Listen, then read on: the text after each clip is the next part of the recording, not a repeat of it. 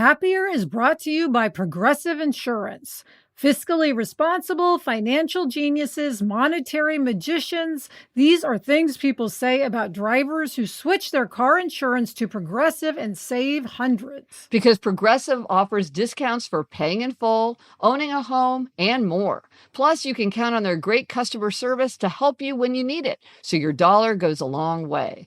Visit Progressive.com to see if you could save on car insurance. Progressive Casualty Insurance Company and Affiliates. Potential savings will vary. Not available in all states or situations. Gretch, as we dive into 2026 on the podcast, we know that so many of us want to focus on wellness. Mm-hmm.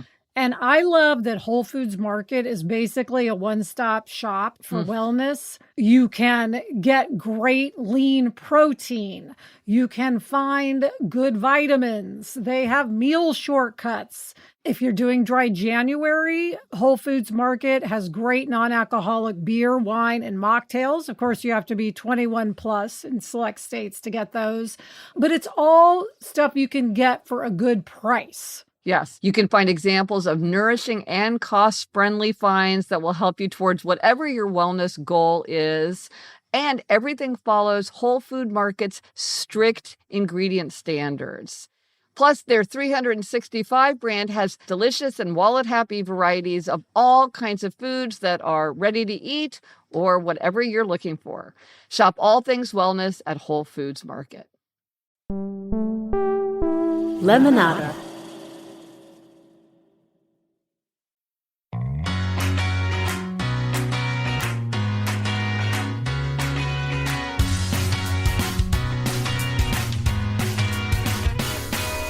Hello and welcome to More Happier, a podcast where we get happier. It's the weekend. It's a looser atmosphere, looser conversation. Hey, Elizabeth. Hey, Gretch. Today we'll talk about an ordinary item that is somewhat puzzling. And I share a bonkers example of my impulse to save things. But first, something making us happier. Elizabeth, what's something making you happier? Well, Gretch, our Move 26 in 26 challenge for the podcast is making me happier because it has officially gotten me back on the treadmill desk on a regular basis. Excellent. Okay. Well, I was wondering about this. Would the card table help free the treadmill desk from all of its stuff? Were you going to get back into it? Because for years, Elizabeth, you did this just unthinkingly, automatically, and then it dropped out. So now is it back in your normal routine?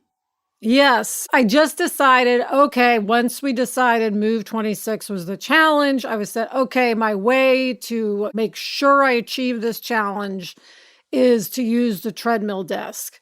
And of course, the funny part is, as always, once you're walking on the treadmill desk, it is so effortless to get 26 minutes and to get more than 26 minutes. Yeah. So it's just this instant reward. You instantly feel good about yourself for doing it. It's nice to think while walking. That's a big part of why I even love the treadmill desk, is because Sarah and I, a lot of our thinking time is walking, or it used to be. Yeah. And so this kind of brings that back. Well, it's funny that it fell away because you even have a segment on the Happier in Hollywood podcast called From the Treadmill Desks Of.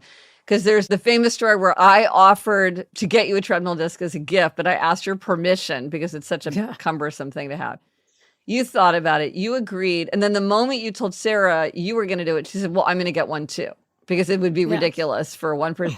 And then you did it for, I remember visiting you two on the Disney lot, and there they were in a room side by side, and you guys would stand there on your treadmill desk. So I think that's a good example of how something can be really good for you, part of your identity, part of your habit. You would feel like there is no way this thing could fall out of my life. And with terrifying ease, it can fall out. We always have to be on the lookout for, is something important? I remember talking to somebody who played piano for years and years and years and took lessons and had a group and did this and did that and then just stopped without even knowing it. So I think it's great. Yes. And one good thing about it is I was sitting so much that I was having pain like in my butt just Yeah. from Oh, I know sitting that on the feeling. couch and getting up and moving. I mean, that completely has gone away. I mean, I'm still sitting a lot of the time, but just having the change up from sitting to standing and walking physically makes a big difference just in the comfort of my body. So I bet a lot of people are wondering, you do so many different kinds of work in a day. What is the kind of thing that you would, if you were going to do it, you'd say, okay, this is the kind of thing that I'll do on the treadmill desk versus sitting Right. on your sofa? It's great for brainstorming, for podcast planning, for talking to Sarah about scheduling or emails. What I still really can't do is write on the treadmill desk. It's just too hard to type. Yeah. It's just awkward. I think some people do, but I don't. And that's fine. I don't need to. Right. I have plenty of other things I can do. Right. The other thing I've changed, which I think makes it easier for me to commit to using the treadmill desk, is so, Gretchen, I don't know if I've talked on this podcast. I probably have on Happier in Hollywood. I've mentioned many times my love of my Croc slides. Oh, yeah. Yes, you have. Okay, they're very thick slides that I wear around the house that really help my feet. I've decided it's fine to wear those on the treadmill, that I do not need to change into running shoes, that I can walk in my Croc slides because I don't have to walk fast. So that just makes it more convenient. You say like any little Yes. impediment to Yes. something can hurt the chances of you doing it. Well, I've just decided changing into running shoes is not necessary. So I can just hop on there in my Crocs. And was that because supporting your feet, or you're worried that they would slide off if you were on the treadmill, they might not stay on well, or just the idea that if you're going for a walk, you would wear Yes. walking shoes? Okay. Just in my mind, Right. one wears tennis shoes, sneakers of some sort when Right. walking, but not necessary. Well, that's a good example of question your assumptions, because a lot of times we have these assumptions that are just sort of floating around our brain. And because you have had periods where your feet hurt because you're wearing the wrong kind of shoes, but if your feet aren't hurting and it's not dangerous, I could imagine you would think like, oh, they'll just sort of fly off because they don't have a back. But if they're not flying off, why bother? That's perfect. Yes. Yeah, it's more important to get on there than to be wearing a certain kind of shoe. But anyway, I thank you because I don't think I would have gotten back on if it weren't for Move 26 and 26, because I am such an obliger. I need accountability. I'm even writing down in my legend planner, for the moment anyway, like I'll say, 26 TM, even if it's more, but just to give myself that Yes. accountability. Now, Yes. if I get really into it, I might not keep that up, but as we're early in the year, I just want to really make sure. Well, because you've done it before, that makes me think you can do it again. Yes, agreed. All right, Gretch, how about you? What is making you happier? Okay. This is making me so happy. So, you know how I'm cold all the time. And so a Yes. big mission in my life is to find ways to stay warm. Okay. So our mother was coming to New York City to spend the holidays with us here in New York City. And so I was getting the guest room ready for her. And I thought, well, one thing that she has in Kansas City that I know she really enjoys is she has an electric blanket. And I thought, well, and something that makes you really miserable is if you're just not warm enough when you're trying to go to sleep. And so I thought, why don't I just get an electric blanket so that she can have it, because I know she likes it in Kansas City, and that way she'll have it in New York City. And that way she'll be warm enough. And boy, I know what it's like not to be warm enough. So go on a Wirecutter to see what is the best electric blanket. And they mentioned the electric throw. What do you call it? A throw rug? What are they? Throw blanket. Throw blanket. A throw blanket, not a throw rug. A throw blanket. I was dumbfounded. I had never heard of this thing of a throw blanket that was heated. And I went, and went on, got the electric blanket for our mother, ordered it. And then I was just thinking about it. That sounds amazing. Why not get a heated throw? What do you call it? Heated throw blanket. Yeah, get a heated throw blanket. And so I got one, just followed the directions of what the one they said was best. And oh my goodness, This thing is amazing because I really am cold all the time. I'm constantly Yes. drinking hot drinks to try to warm up, or I'll be reading, but I'll have my other hand tucked under myself to try to keep my hands warm. I just find it really hard to be warm. I don't know why this is, but so this thing is amazing. Well, so here's my question. Electric blankets tend to have a certain look, Yeah. right, and feel. Being from the Midwest, we grew up with electric Yeah. blankets. Yeah. But does this look like a proper throw blanket where it's like faux fur or Yes. cashmere or whatever? What does it look like, an electric blanket or like a throw blanket? It looks like a throw blanket. It looks like a faux fur blanket. And that was one of the things in Wirecutter that it rated it on, was how much did it hide the wires. It looks very convincing. I mean, of course, there's a big cord hanging out the bottom. Right. You can't hide that. And then there's also the controls. So that is not stylish. But if you just have it like folded over the edge of a sofa, or if you see it even out and the wires and stuff are tucked under a pillow, it looks very convincing. Now, if you pick it up and you feel it, you can feel the wires that are in it, but not as much as in a blanket, because the faux furnace, at least of the one that I have, kind of disguise that. So it's actually much more attractive than the electric blanket is, which looks very industrial. I would say an electric blanket is Right. not an appealing thing. But here's the other thing. They get warmer. An electric blanket doesn't get all that warm. And one of the things that the article said was that the bigger the area of it is, the harder it is for it to get really, really warm. So the throw blanket is actually a more intense heating situation than a whole blanket that would cover an entire bed. Now, I use this as a throw blanket, but then I walked in and Eleanor had it around her shoulders. Oh, like an electric cape? Yes. And I was like, that looks amazing too. And then because Jamie's been having trouble with his shoulder, I was like, you could just put this over your shoulder just to bring like if you didn't want to drag out the heating pad and everything, just sit with this draped over your shoulder because it's big enough. It's like a true throw blanket. And it's been really, really cold here in New York City, like teens, 20s. And I just love it. It's because I'll just sit and read on the sofa for hours. And it used to be that I was just always kind of on the edge of being uncomfortably cold. My feet would be cold. My hands would be cold. I often would wear a hat indoors. And the thing is, it never even occurred to me to wonder if this thing existed. I mean, had I not been buying that electric blanket, I wouldn't have known to even want this thing. Well, what I think is really a good idea for some people is to get this for your bedroom, because so often one person is cold sleeping and one person is hot.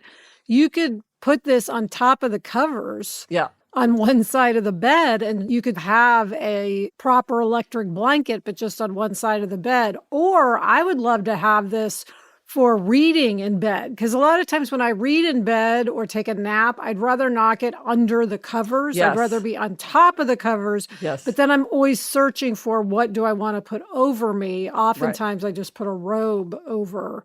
But a heated blanket would be wonderful. Yes. So I'm going to look into this. This is something I must get in 2026. So one of the things, it does not have an automatic shutoff, which my electric foot warmer does have an electric shutoff. And I do think if you read it, it would say, oh my gosh, don't put this under the covers and leave it on the whole time. You know, they're always telling you all these safety features. So we are not saying here to put this under regular covers. Right. But what I'm saying is put it over Exactly. the covers. For that, it would be perfect. And I know that thing about using the robe, I would do that all the time because I don't want to mess up everything. I just want to have a little layer on me. But it's so delicious. And of course, you know who else has discovered this blanket? Barnaby. It's Taffy and Barnaby. Oh, Taffy. Yeah. Yes, they like being on it even when it's not on. But if it's on, they really like it. So anyway, the whole household is rejoicing with this electric throw blanket. So it's making me very happy. Well, I cannot wait to look this up. Yes, exactly. Well, you've got a birthday coming up. Maybe this would be a good birthday present. Anyway, we will discuss. But also, don't forget, Elizabeth, No Spend February. It's coming up. If anybody wants to join us, we did this in 2024. We are bringing it back because it was so thought-provoking, right? We're going to talk about this in an upcoming episode, but if you want to do this, you kind of got to wrap your mind around it. Maybe you got to plan a little bit. Think about maybe some things that you want to go ahead and buy before you head into No Spend February. Everybody can make their own rules about what counts as being an exemption. Like, I think most people would say, yeah, you can buy the toothpaste, but can you buy meals at a restaurant? I think Our rule, Elizabeth, as I recall, was if you were eating with friends, you could eat at a restaurant or you could eat out, but you couldn't just eat out on your own, right? Yeah, well, I was like, no food delivery because Yeah. that is very expensive, Right. or no, just buying a random Diet Coke, Right. At a corner at a gas store. station. Yeah. So anyway, if you want to join us, now's the time to start thinking about us and let us know if you have done it before, what has worked for you, what questions do you have? Do you have any thoughts about what should be included and what should not be included? I think we said gifts were not included, Elizabeth, that you could buy a gift for somebody else if somebody had a birthday. Anyway, all these questions come up and you sort of have to have a theory. Send us your questions and experiences to podcast@gretchenrubin.com, and we're going to talk about this soon. And Elizabeth, we're going to stop spending pretty soon. Yes, thank goodness. All right, Gretch, coming up, there's something you've been meaning to ask me, but first, this break.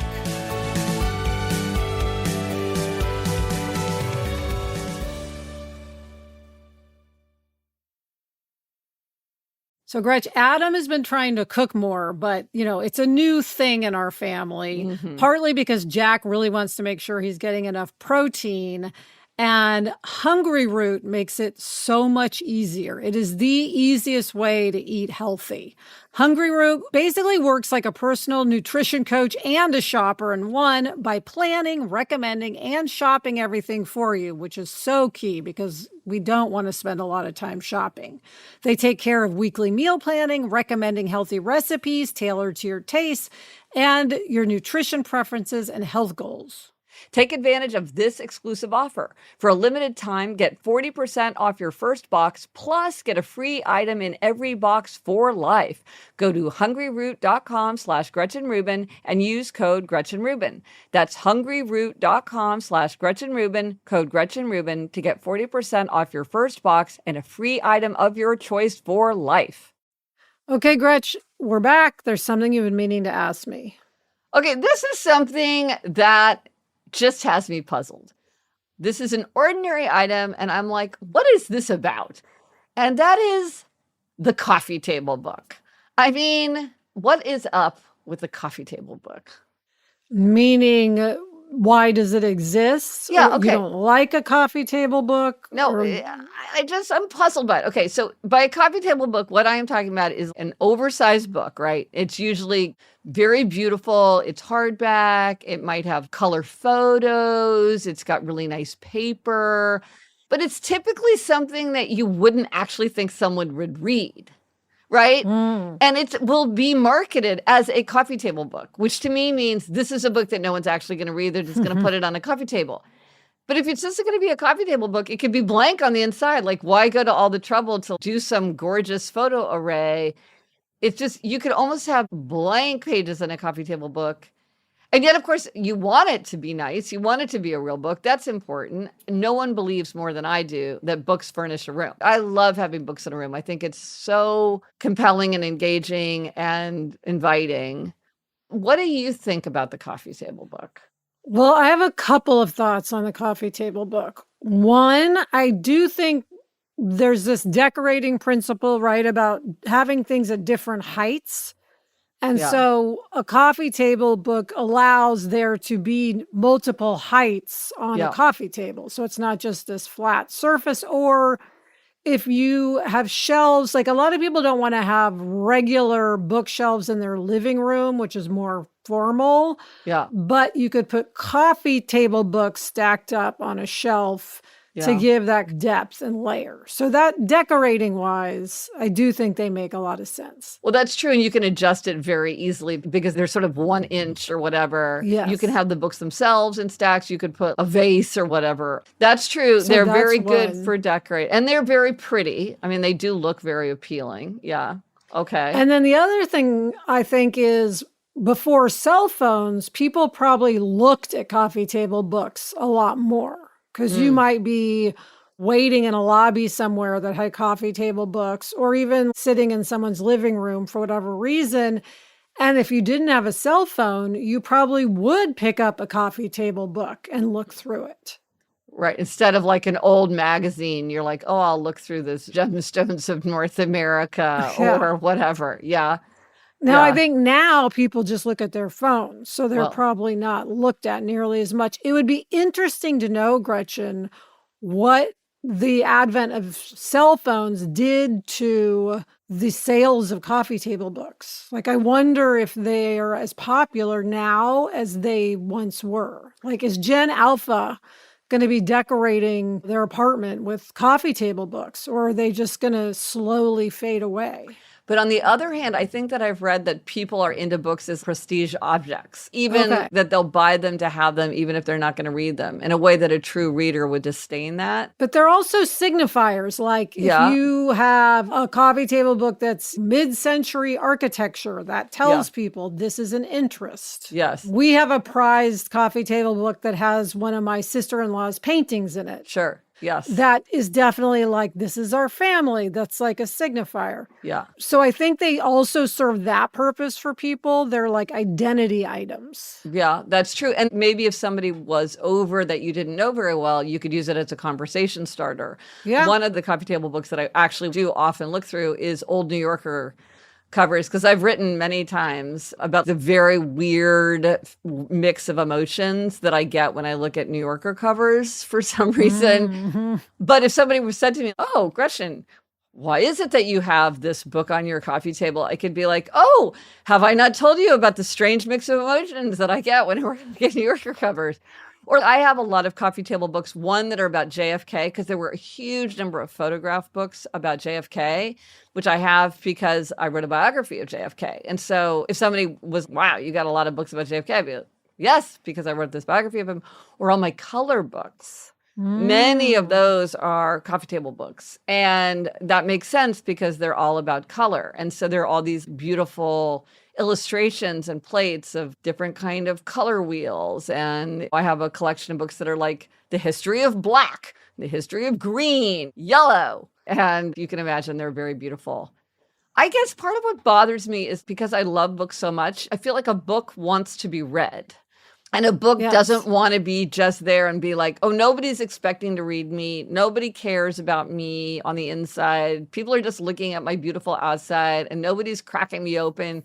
Nobody's poring over my pages." It makes me, in my sort of way of giving everything a little personality, I feel like the coffee table books feel neglected and hurt, that they're just sitting there and nobody's paying attention to them, but they're not there to be read. They're not even easy to read because they're so big. And I feel bad that I haven't read my coffee table books, and yet I don't want to read them. Well, I'm going to make a point next time I'm at your apartment of looking at a couple of coffee table books and giving them their attention and their due so that they have served their purpose. Yeah, so then they feel like, okay, no one, Yes, I'm I not know what you neglected mean. and overlooked. Yes. Yes. Interesting. All But right. they are beautiful as objects. I guess that's the thing, is if you think of them as, these are books that are objects as much as they are books that are books. They're both. And so maybe they Yes. fulfill their purpose as beautiful objects just as much. They don't have to be read in order to fulfill their purpose. Not the way like our translations of War and Peace live unfulfilled lives until they are actually read. These books have two ways of achieving their purpose. That's very comforting to me. Okay. Design, conversation starters, boredom, and identity. That's doing a lot of work. Okay. It is. It is. All right, Gretchen, what is our spotlight on a tool this week? Okay, I am so excited to unveil something that I have been working on. It is a new LinkedIn learning course on the 4 tendencies. I talk about the 4 tendencies all the time. I have been teaching this 4 tendencies material that is specific to the workplace to leaders and managers and organizations officially, because the same things always come up. How do you get follow through? How do you work well with other people? What do you do about burnout? What about procrastination? What about conflict? But I decided, let me just put this out into the world. Let me make it into a course. So it's both about how knowing your own tendency can help you at work, and also how understanding the tendencies of other people who you work with can help you. It just makes work easier and less frustrating.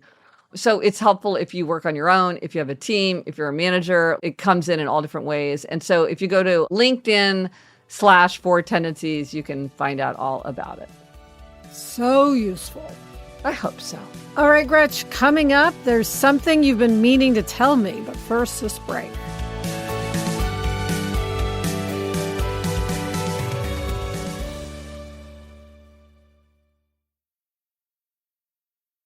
All right, we are back. Gretch, what is this thing you've been meaning to tell me? Okay. So, Elizabeth, you know how I have this bonkers thing about saving things. Yes, I have it too, like with a nice white t-shirt, Yeah. new pair of something, whatever it may be. Yeah. Fancy stationery, expensive candle. Yeah, on my 12 personal commandments, one of my commandments is to spend out because you use things up, right? It's just as wasteful to hold things back as it is to use them up. Okay. So you will understand this, Elizabeth, if anybody will. Here is something that I realized that I had been saving unconsciously, because if I had consciously realized I was saving it, I would have realized how completely irrational it is, because this isn't something that can be used up.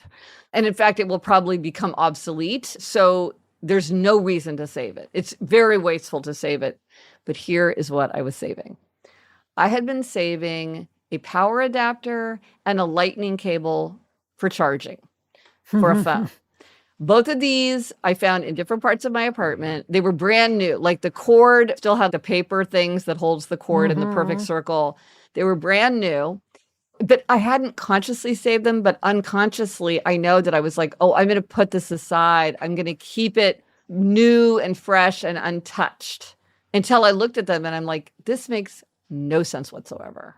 I do understand. Absolutely. I could see myself doing that. I think that taking off of the paper is always such a sad moment. Yes. Because it's never going to be pristine and perfect again. Yes. If it didn't have the paper, you might not have even saved it. That is such a huge insight. That is so true. The minute I got it, I should have gotten it out all the way. And then I would have been, oh, this thing is just lying around. Why don't I use it? There was something about having it be in that perfect state. That is exactly what it is. That's like with my fresh new white t-shirt. Go ahead, cut the tags off, wear it the next day so that it's not perfect and pristine. Because the fact is, you can't have too many chargers. I mean, find some other room that doesn't have a charger in it, because somebody's always going to want to have a charger. And this is a free floating charger, because we're all constantly trying to guard our own personal chargers, which often get taken away if you're not careful. So here's like a new one to just throw into the mix. Everybody in the household is going to be happy about it. And it was doing no good whatsoever, just sitting in these two drawers until it becomes obsolete. Which it will, inevitably, yes. Side note, Gretchen, we have talked before about putting something on your charger to identify it as yours. Yes. And I think that is a game changer, because there is a lot of questionable swapping out. Sneaky. Cords. Yeah, I don't know where that went. Yeah. And when you travel, forget it. Yeah. Like that just throws everything up, and starting over of whose cord is whose, unless it is clearly labeled. Yes. Yeah. Well, it's funny because my favorite object in the Met is the god Horus protecting King Nectanebo II, which is not, I would say, one of the most famous things in the Met. But right now there's an exhibition which I absolutely love called Divine Egypt. And it's all about Egyptian divinities and their representations. And so God Horus protecting King Nectanebo II is part of that exhibition. And so they made a special thing of stickers related to this special exhibition. And I bought it because I'm like, oh my gosh, this is not the Hawk size, the wave, Great Wave off Kanagawa. This is fairly obscure, as things that are in the Met can be obscure. So I'm like, okay, now I got the sticker. I'll wrap, God Horus protecting King Nectanebo II on something important to me, and it will guard it forever. So yes. I love that. Mm-hmm. So use that cord, Gretch. I will. That's what it comes down to. Mm-hmm. Okay, finally, Gretchen, what is our quotation this week? Well, speaking of my love of color, this is from John Ruskin's The Two Paths. It is the best possible sign of a color when nobody who sees it knows what to call it or how to give an idea of it to anyone else. Even among simple hues, the most valuable are those which cannot be defined. The most precious purples will look brown beside pure purple, and purple beside pure brown. And the most precious green will be called blue if seen beside pure green, and green if seen beside pure blue. I love that insight. So, Elizabeth, are you feeling happier? Yes, I am feeling happier. Thank you, Chuck. Bye, Gretch. Bye, Elizabeth. The best time to start a happiness project is 20 years ago. The second best time is now.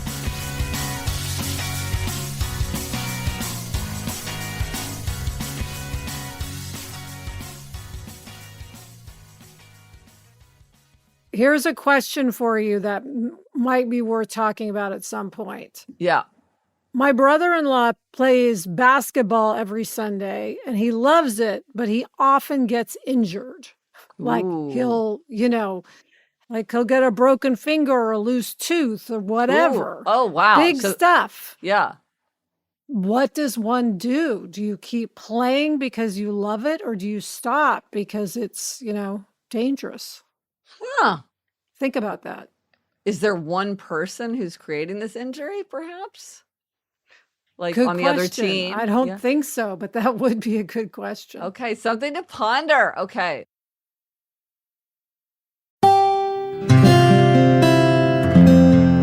From the Onward Project. Hi, Gretchen, Craig Robinson, and my little sister Michelle here. We host a new podcast called IMO with Michelle Obama and Craig Robinson. We know you're the queen of giving advice, so we wanted to get a few tips from you. Gretchen, a lot of our listeners are going through some major life changes. What advice do you have for folks who are trying to stay grounded in the midst of major life transitions? Craig and Michelle, I am so happy to be talking to you. Here are a few questions that might help us gain perspective. So consider questions like this. What activities take up my time but are not particularly useful or stimulating for me? Do I spend a lot of time on something that's important to someone else but is not very important to me? If I could magically change one habit in my life, what would I choose? And here's a question. Would I like to have more time in solitude, restorative solitude, or would I like to have more time with friends? Just thinking about questions like this can help us start to figure out how we might make our lives happier. With greater self-knowledge, we're better able to make hard decisions that reflect ourselves, our own nature, our own interests, our own values. In my own case, I have found that the more my life reflects my nature, the happier I get, and the more grounded I feel when I'm going through a period of major change or transition. For more great advice, search for IMO with Michelle Obama and Craig Robinson wherever you get podcasts. You can listen to Issa Rae on letting go of certain friendships, Kiki Palmer on why disappointment is actually the key to career success, Seth and Lauren Rogan on caring for aging parents, and so many more.